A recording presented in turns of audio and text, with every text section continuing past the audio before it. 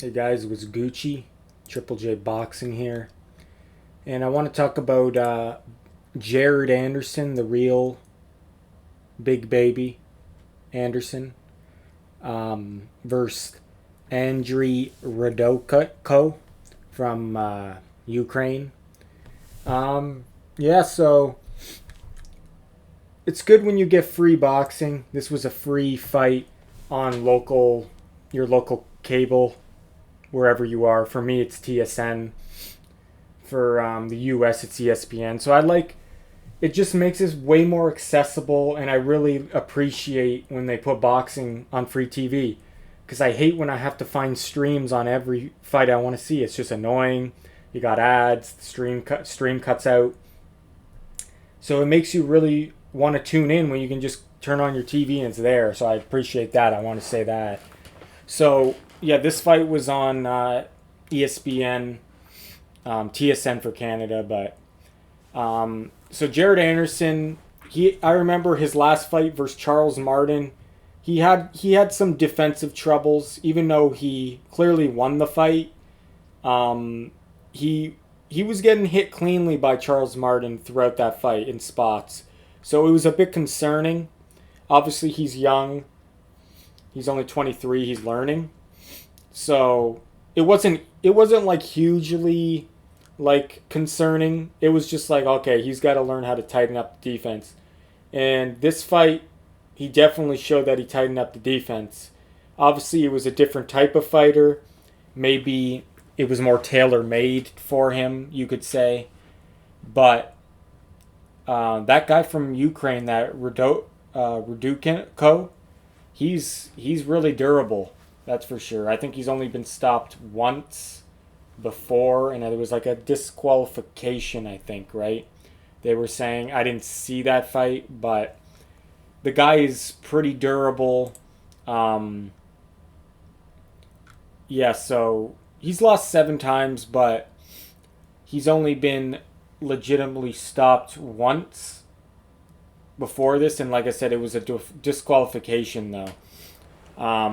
So this was like the first fight that he got stopped, and even when he got stopped by Jared Anderson, it was a TKO, and it wasn't like he was hurt or anything, but Jared was just swarming him to the point where he couldn't throw back at all, and it was a solid 30 seconds of shots coming at him, and he didn't respond even with one shot. So the ref pretty much had to step in, even though he wasn't hurt.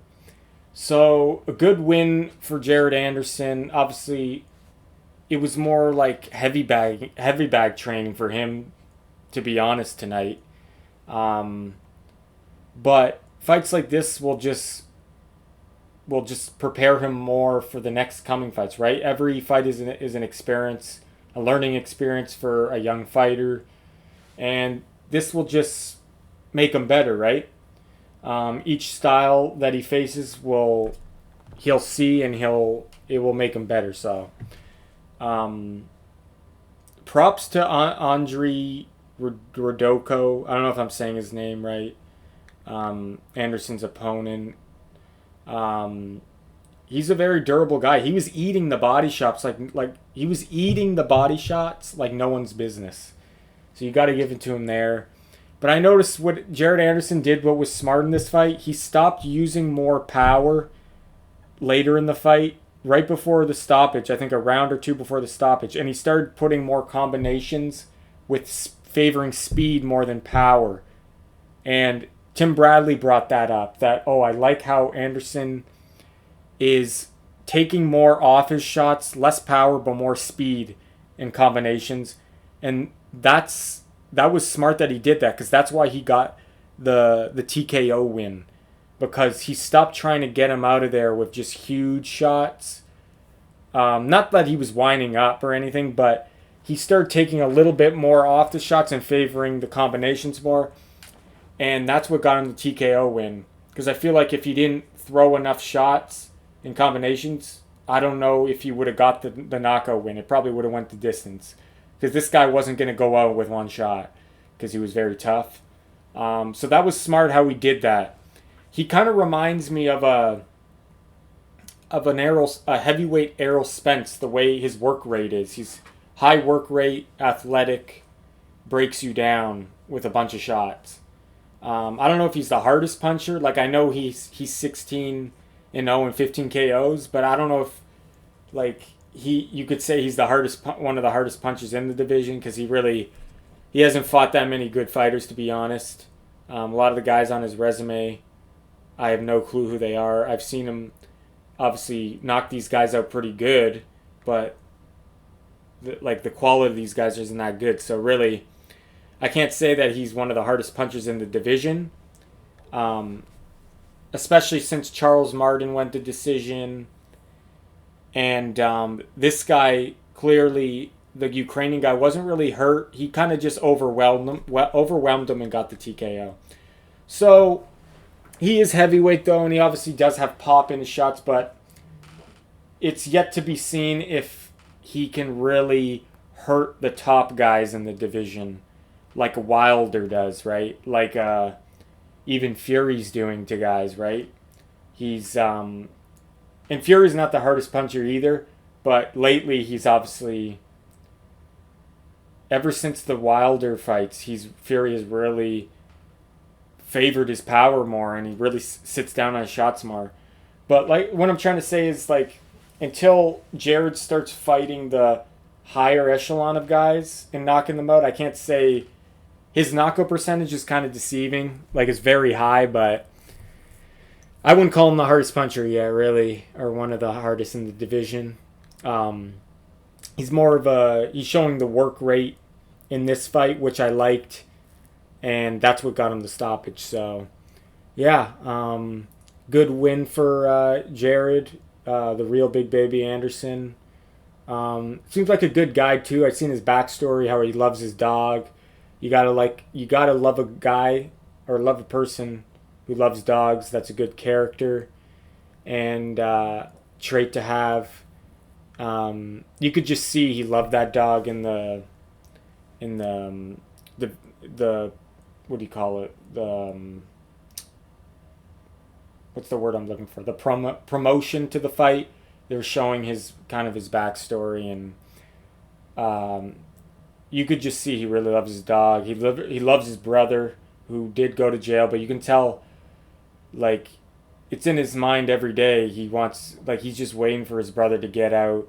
He misses his brother. You could just see it in his eyes. You could see it in his whole demeanor. Like, this guy, what I noticed with Jared Anderson is he looks like a man of morals and a man who lives with a purpose. Like, you can just tell the way he carries himself. The ring walk, he was very serious.